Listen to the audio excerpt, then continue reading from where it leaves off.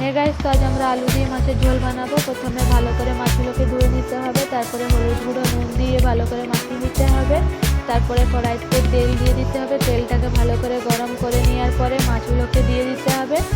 মাছগুলোকে লাল লাল করে ভালো করে ভেজে নিতে হবে। লাল লাল করে মাছগুলোকে ভেজে নেওয়ার পরে তুলে নিতে হবে। তারপরে কেটে রাখা আলুকে হলুদ গুঁড়ো নুন দিয়ে ভেজে নিতে হবে। আলুগুলোকেও লাল লাল করে একটু ভেজে নিতে হবে। ভেজে নেওয়ার পরে ওই তেলে কেটে রাখা পেঁয়াজ দিয়ে দিতে হবে।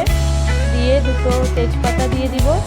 দিয়ে আদা রসুনের পেস্ট দিয়ে দিতে হবে। হলুদ গুঁড়ো, নুন, লঙ্কার গুঁড়ো, চিকেন মশলা দিয়ে ভালো করে কষে নিব। ভালো করে ভেজে নেওয়ার পরে কেটে রাখা টমেটোকে দিয়ে দিব। দিয়ে একটু ভেজে নিব। তারপরে একটু জল দিয়ে আবার ভেজে নিব। তারপরে একটু গরম মশলা দিয়ে দিব। জিরে ধনে গুঁড়ো দিয়ে দিব। ভেজে রাখা আলুগুলোকে দিয়ে আবার মশলার সাথে ভালো করে ভেজে নিব। ভেজে নেওয়ার পরে জল দিয়ে দিব। জলটা ভালো করে ফুটে আসলে ভেজে রাখা মাছগুলোকে দিয়ে দিতে হবে। তারপরে উপরে একটু রাখা ধনে পাতা দিয়ে দিতে হবে। তাহলে রেডি হয়ে যাবে মাছের ঝোল। আপনারা বাড়িতে বানাবেন।